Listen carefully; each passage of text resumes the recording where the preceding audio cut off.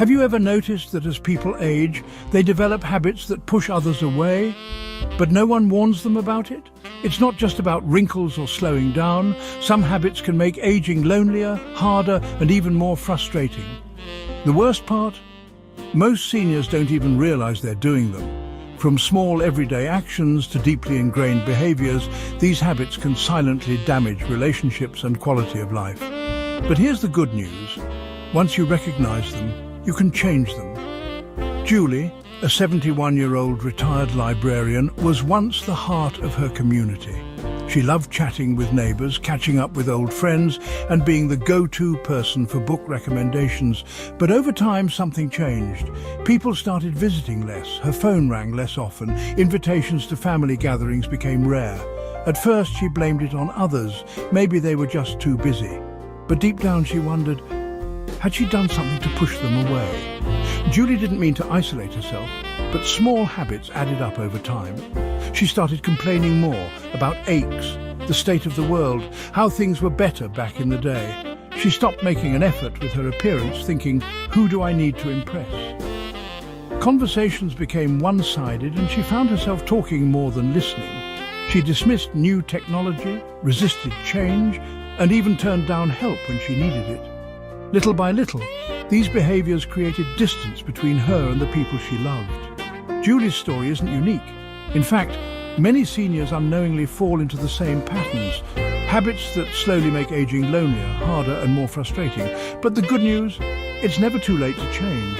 Recognizing these behaviors is the first step to maintaining strong relationships, staying socially connected and living a more fulfilling life. So let's uncover these ugly things that no one talks about, and more importantly, how to avoid them.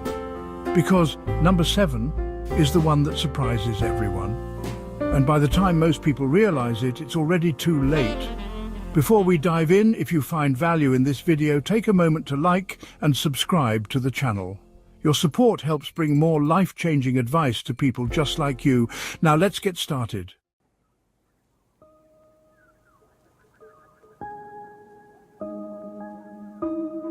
Number 1. Becoming too negative or critical. Julie never thought of herself as a negative person. She was just being honest.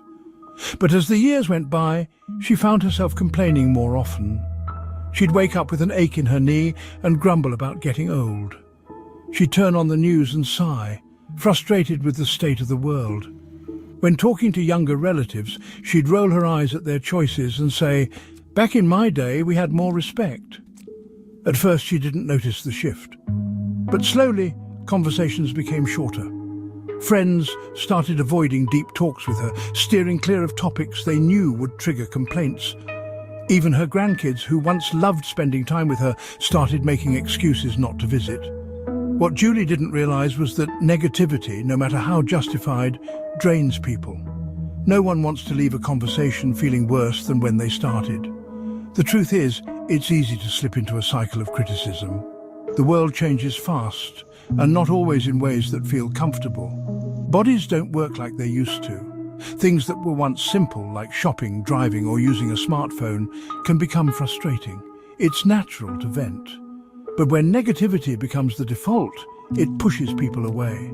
So how do you turn this around? Start conversations with something positive. Instead of leading with complaints, begin with gratitude. I woke up feeling good today. The sunset was beautiful last night. I just read an interesting article. Positive energy is contagious, and people are drawn to those who lift them up. Set a complaint limit. Give yourself 2 minutes to express frustration. Then move on to something constructive. Practice curiosity instead of criticism. Instead of dismissing new trends or ideas, ask questions. If your grandchild is obsessed with a new app or game, say, "Tell me more about that." Showing interest builds bridges, while constant criticism builds walls. Julie didn't realize how much her negativity affected her relationships until she made an effort to change. When she started leading conversations with positivity, people responded differently. They stayed longer, they opened up, and slowly she felt the warmth of connection return. Think about your own conversations. Are they pulling people in or pushing them away? Let us know in the comments. What's one habit you've changed that helped improve your relationships?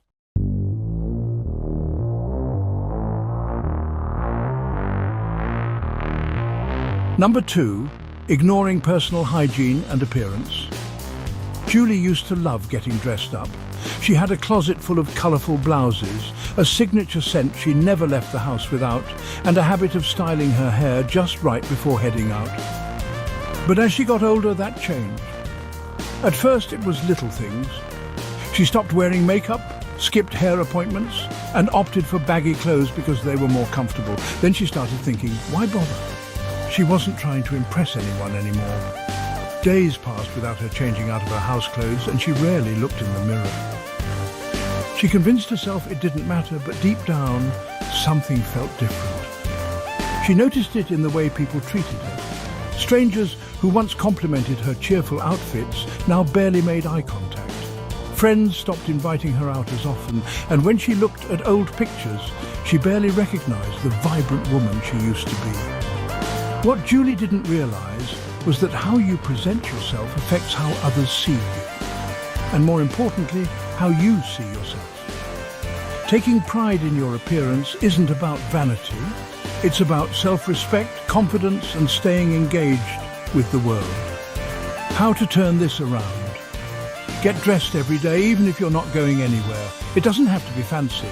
Just clean, well-fitting clothes that make you feel good. Wearing something you love can instantly lift your mood. Maintain your hygiene routine. Shower regularly, keep your nails trimmed, and don't skip small grooming habits like brushing your hair or moisturizing your skin. These simple acts tell your brain, I matter. Wear colors that make you feel lively. Bright colors or well-coordinated outfits can boost your mood and make you feel more put together. Accessorize with something meaningful.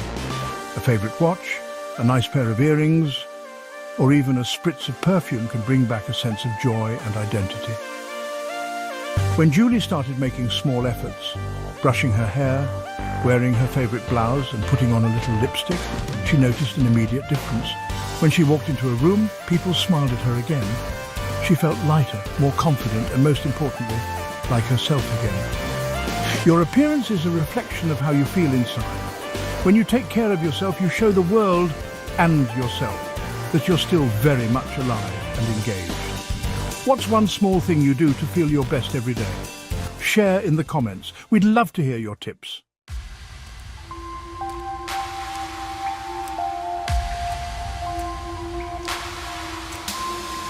Number 3, becoming stubborn and resistant to change. Julie had always been set in her ways. She liked her routines, stuck to what she knew, and believed that if something had worked for decades, there was no need to change it.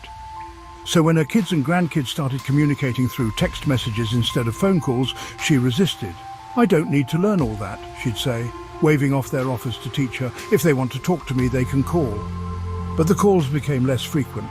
Family members were still sharing updates, but in group chats she refused to join. They sent pictures, funny videos and birthday reminders, things she never saw. When she finally realized she was missing out, it wasn't just about technology. It was about staying connected to the people she loved. The truth is, stubbornness can lead to isolation. It's easy to believe that change isn't necessary, especially after living a certain way for decades. But refusing to adapt, whether it's learning a new skill, trying a new way of doing things, or embracing modern conveniences, can quietly push people away. How to stay open to change? Say I'll try instead of I don't need that. The willingness to try keeps you engaged and mentally sharp. Instead of shutting something down immediately, give it a chance. Ask for help and make it a bonding experience. Instead of resisting, let your grandkids or children teach you something new. Learning together creates meaningful moments. Embrace small changes first.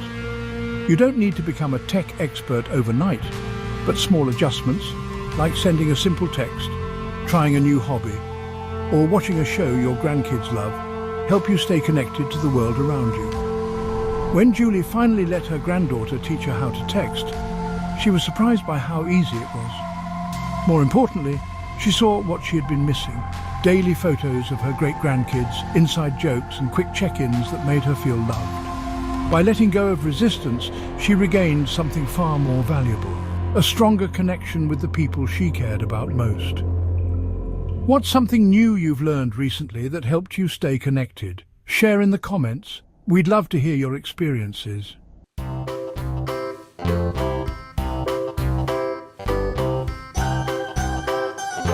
Number 4, hoarding and refusing to let go of clutter.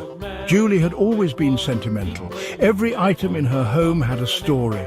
Old birthday cards from decades ago, stacks of newspapers she meant to read, clothes she hadn't worn in years but kept just in case. Over time, her once cosy home became overwhelming, filled with things she rarely used but couldn't bear to throw away. At first, she didn't see a problem. Everything here has value, she'd say. I might need it someday, but her cluttered home made it harder to clean, navigate, and even invite guests over. When her daughter gently suggested getting rid of a few things, Julie resisted. What if I need them later? The truth is, clutter doesn't just fill up your home, it can fill your mind with stress and make life harder than it needs to be. Holding on to too much can create a sense of being stuck in the past instead of enjoying the present. How to break free from clutter? Start small, one drawer, one box, one shelf at a time. Trying to declutter everything at once can feel overwhelming, but taking small steps makes it manageable. Ask yourself, do I use this? Does it bring me joy? If the answer is no, it's time to let it go. Donate, recycle, or pass meaningful items to family members who will cherish them. Turn decluttering into a habit. Set a goal to get rid of one item each day. Over time, this simple habit can lead to a noticeable transformation. Think about safety and ease. Cluttered spaces increase the risk of falls and accidents. A tidy home isn't just about appearance, it's about creating a safer and more peaceful environment. When Julie finally decided to start decluttering, she was amazed at how much lighter she felt. She donated clothes she hadn't worn in years, recycled old magazines, and organized her space to make it easier to find the things that truly matter. And for the first time in years, she felt comfortable inviting friends over again. Letting go of clutter isn't about losing things, it's about making room for a better, simpler, and more peaceful life. What's one thing you've decluttered that made a big difference in your life? Share in the comments. We'd love to hear your journey. Have you ever felt? Are you listening? Damn. Number 5, losing patience with others too quickly. Julie never considered herself an impatient person until little things started getting under her skin. Yeah. One afternoon at the grocery store, she stood in line, waiting for the young cashier to finish bagging her groceries. He was slow, fumbling with the bags, and Julie felt frustration bubbling up inside her. "Can't you move a little faster?" she muttered, shaking her head. The moment she said it, the cashier looked down, embarrassed. That's when Julie noticed his hands trembling slightly. He was new, nervous, and just trying his best. It hit her. Was she becoming the very person she used to dislike? Quick to snap, slow to show grace?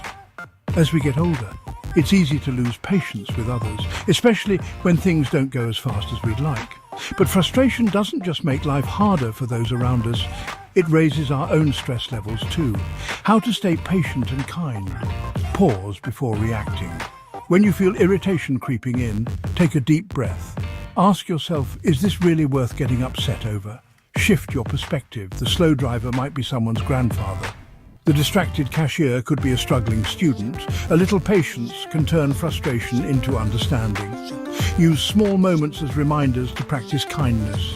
Instead of snapping, offer a smile or words of encouragement. A simple, take your time can make someone's day. Remember, life is easier when you let go of small annoyances. Choosing patience over frustration leads to less stress and better interactions with others. Julie made a conscious effort to slow down. The next time she was at the store, she smiled at the same young cashier and said, "You're doing a great job." His face lit up, and in that moment she realized a little kindness goes a long way. Have you ever caught yourself losing patience too quickly? How do you handle frustrating moments? Share your thoughts in the comments below.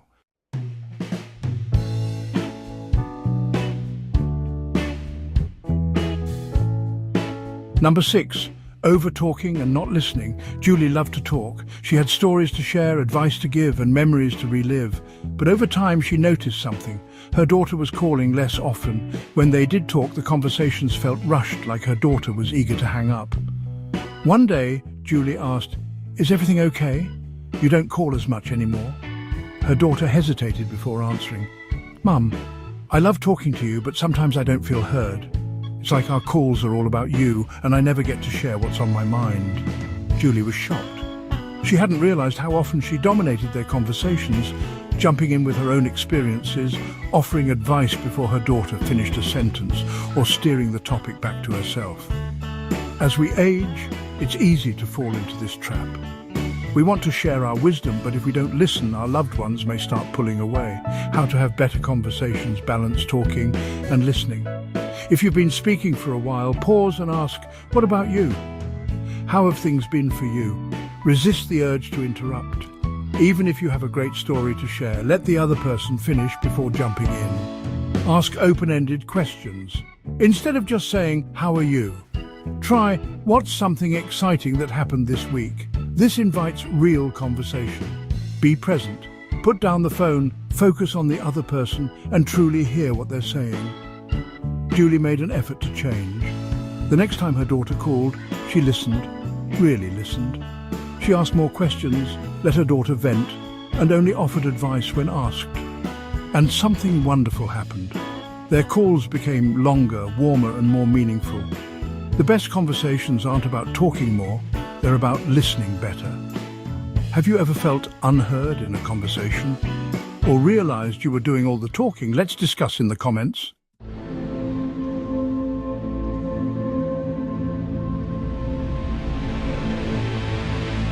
Number 7, pushing people away instead of asking for help. Julie prided herself on being independent. She had spent decades taking care of others, raising her children, managing a household, and even helping neighbors when they needed a hand. But as the years passed, simple tasks became harder. One afternoon, she struggled to lift a heavy grocery bag from her car. A kind young man passing by noticed and offered, "Need a hand with that?" Julie forced a smile and shook her head. "No, thank you, I've got it." But she didn't. As she dragged the bag inside, her back ached and frustration welled up inside her. She felt exhausted, not just from the physical strain, but from the loneliness that followed. She had pushed someone away who was simply trying to help. Later that night, she realized something painful. Her refusal to accept help wasn't making her stronger, it was making her more isolated. Why asking for help is a sign of strength, not weakness. Asking for help doesn't mean you're a burden, it means you're allowing others to care. People want to help, but if you keep refusing, they'll stop offering. Accepting help fosters connection. When you let someone assist you, it creates a moment of warmth and shared humanity. It makes life easier, not just physically, but emotionally. You don't have to struggle alone. It allows others to feel useful. Imagine if no one ever needed your help. You'd feel unneeded, right? Giving others the opportunity to help is a gift. How to change the habit. Next time someone offers help, practice saying, "Yes, that would be great, thank you." If you need support, ask directly. "Would you mind giving me a hand with this?" Remember, accepting kindness from others strengthens relationships, not weakens them. The next time Julie went to the store, she saw the same young man and smiled. "Actually," she said, "I could use a little help today." His face brightened as he grabbed her bag. And in that simple exchange, Julie felt something she hadn't in a while. Connected. Do you struggle with asking for help? Or have you ever felt the joy of helping someone else? Let's talk about it in the comments.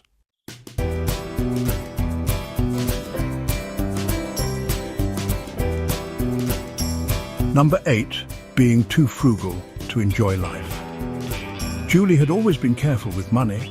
She clipped coupons, skipped vacations, and hesitated before making any purchase that wasn't absolutely necessary. Even though she had a comfortable amount saved, she constantly worried, what if I need this money later? What if something unexpected happens? One day, her best friend Linda invited her on a weekend trip to the countryside. "It'll be fun, Julie. We'll explore, eat good food, and just relax." Julie's first instinct was to say no. Spending money on travel, on restaurants. She could think of a dozen reasons to decline. But deep down she wondered, When was the last time I actually treated myself? She had spent years saving for one day. But what if that one day never came? Why enjoying your money matters. Being financially responsible is important, but life isn't just about saving, it's about living. Experiences bring more happiness than possessions. Studies show that spending on experiences like travel, outings or hobbies creates lasting joy, while material things quickly lose their value. You worked hard for this stage of life, enjoy it. Money is meant to support your happiness, not just sit in a bank. Security is important, but so is fulfillment. Finding a balance between saving and living is key. How to change the habit. Give yourself permission to spend on things that bring joy. Whether it's a nice dinner, a hobby or a short getaway, allow yourself those moments. Set aside a fun fund. Allocate a portion of your savings specifically for experiences and enjoyment. Ask yourself, if not now, when? Life doesn't wait. Julie finally said yes to that weekend trip. She laughed more in those 2 days than she had in months. And as she watched the sunset with her best friend, she realized this was what she had been saving for all along. What's one experience you've been putting off because of money? Share your thoughts in the comments.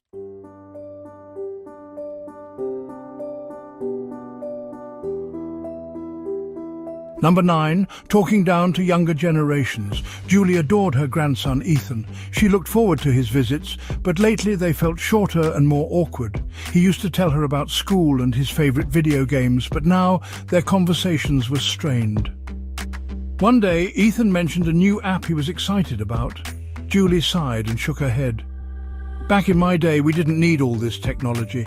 Kids actually played outside instead of staring at screens. Ethan went quiet. After a few minutes, he checked his phone and mumbled, "I should probably get going." As the door closed behind him, Julie felt a pang of regret.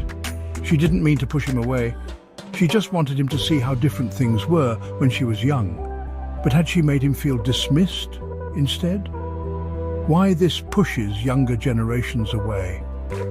It's easy to compare the past to the present, but constantly telling younger people that things were better before can make them feel criticized rather than understood. It can make them feel like their experiences don't matter. Instead of bonding, it creates distance. Times change, and that's okay. Every generation faces different challenges and opportunities. Connection is built through encouragement, not criticism. Being open to their world helps strengthen the relationship. How to change the habit. Be curious, not dismissive. Instead of saying, "We never had that in my day," try, "That sounds interesting, tell me more." Find common ground. Share stories from your past in a way that relates to their experiences today. Encourage instead of criticize. Younger generations thrive on support. Your words can inspire rather than discourage. The next time Ethan visited, Julie tried a different approach. When he brought up his favorite game, she smiled and asked, "What do you like about it?" Ethan lit up, explaining the strategy behind it. For the first time in a while, their conversation flowed easily. And as he stayed a little longer that evening, Julie realized connecting across generations wasn't about changing them. It was about understanding them. Have you ever felt disconnected from younger generations? What helped bridge the gap? Let's discuss in the comments.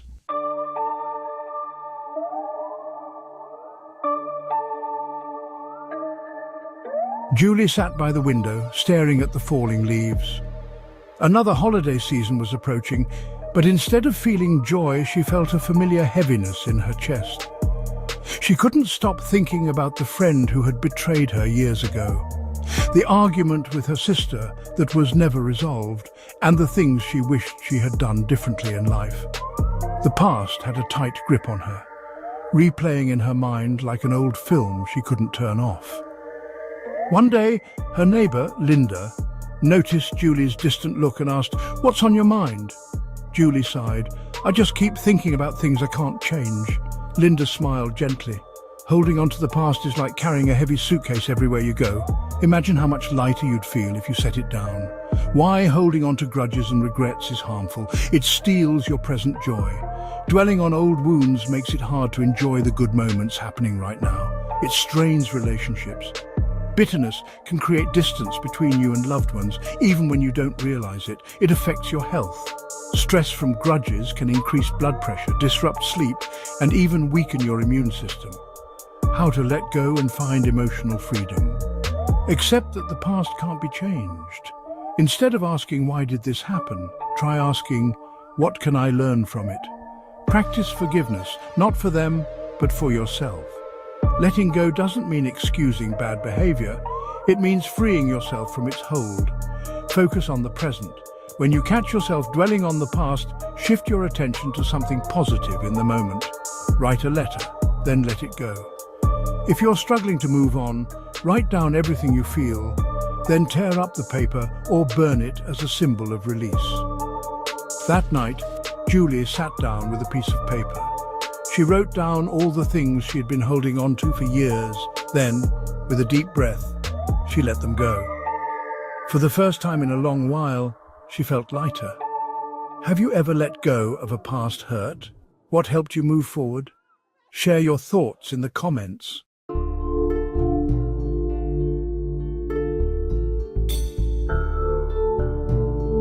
Julie had always been independent.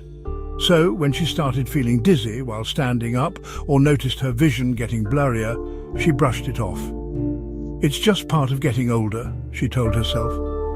One morning, as she reached for a coffee mug in the kitchen, the dizziness hit her harder than usual. Before she could grab onto the counter, she lost her balance, falling hard onto the floor. The pain shot through her hip. Panic set in. She tried to move, but something wasn't right. Hours later, in the hospital, the doctor shook his head and said, "Julie, this could have been prevented if we had caught the issue earlier." Why ignoring health problems is dangerous. Small symptoms can signal bigger problems. Dizziness could mean dehydration or an early sign of a stroke. Fatigue could be normal aging or undiagnosed heart disease. Delaying checkups leads to worse outcomes. Many seniors ignore pain, shortness of breath, or sudden changes, only to discover later that early treatment could have made a difference. Prevention is easier than crisis management. A minor adjustment in diet, medication, or lifestyle could prevent major health scares. How to stay on top of your health. Listen to your body. Don't ignore symptoms just because they seem minor. If something feels off, it's worth checking out. Schedule regular checkups. Even if you feel fine, routine visits help catch hidden problems before they become serious. Don't downplay new symptoms. Sudden dizziness, chest pain, forgetfulness, or weight loss should never be ignored. Stay proactive. Eat well, stay active, and prioritize sleep. Your daily habits impact your long-term health. After recovering from her fall, Julie made a promise to herself. No more ignoring warning signs. She scheduled her next doctor's visit, started drinking more water, and even joined a balance class at the community center. She realized that staying independent didn't mean ignoring help. It meant taking control of her health before things got worse. Have you ever ignored a health issue that later became serious? What helped you take action? Let's talk in the comments.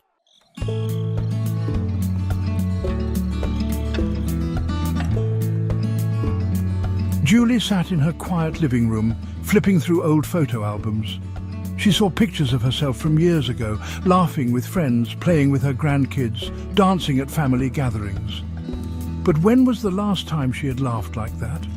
Life had become routine. Wake up, do chores, watch the news, go to bed. Somewhere along the way, she'd stopped seeking out joy. One evening, her neighbor Linda invited her over for a movie night. Reluctantly, Julie agreed. They put on an old comedy she hadn't seen in years. Before she knew it, she was laughing, really laughing, the kind that made her stomach hurt, and tears well up in her eyes. For the first time in a long while, she felt lighter. Why laughter and fun matter as you age? Laughter reduces stress. It lowers cortisol levels, which helps improve mood and overall health. It strengthens relationships. People are drawn to those who bring joy. Laughter helps form deeper connections. It keeps you young, inside and out. Smiling and laughing improve circulation, boost immunity, and even help with memory. How to invite more joy into your life. Make time for fun. Watch a comedy, play games, or try something new. Surround yourself with people who make you laugh. Seek out positive, uplifting company. Find humor in everyday life. Don't take everything so seriously. Sometimes a small mistake or mishap is just a funny story waiting to be told. Reconnect with what made you happy. Did you love dancing, singing, telling jokes? Bring it back into your life. Julie left Linda's house that night feeling like a weight had been lifted. She realized that joy wasn't something that just happened. It was something she had to choose. The next morning, instead of turning on the news, she played her favorite music and danced around her kitchen. And for the first time in a long while, she felt alive. When was the last time you had a good laugh? Let's share some joy in the comments below.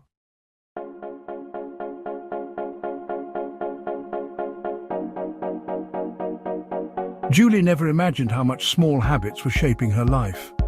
But once she started making changes, letting go of negativity, staying open to new things and inviting joy back in, something incredible happened. She felt more connected. Her daughter called more often, her neighbors stopped by to chat, and even strangers responded to her warmth. She felt happier. The weight of grudges, regrets and loneliness started lifting, replaced by moments of laughter, gratitude and purpose. And surprisingly, she even felt younger at heart. Instead of resisting change, she embraced it. Instead of dwelling on the past, she focused on what she could control. Your turn to reflect and act. Which of these habits do you recognize in yourself or someone you know? What's one small change you can make today? Aging is inevitable, but how we age is up to us. If this video resonated with you, tap the like button and share it with someone who needs to hear this.